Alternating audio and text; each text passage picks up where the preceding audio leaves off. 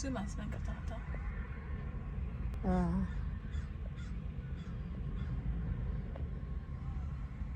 Saasaa dhihi kartaa saacna. Hal saac.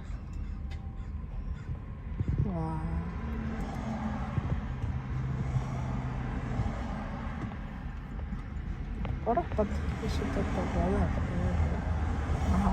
waa dad oo degan waay haddana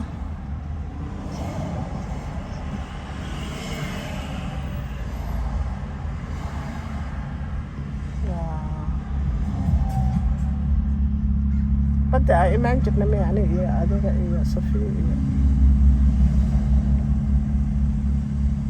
hataa qorraxaysan lahayn wallaahi baddaas kale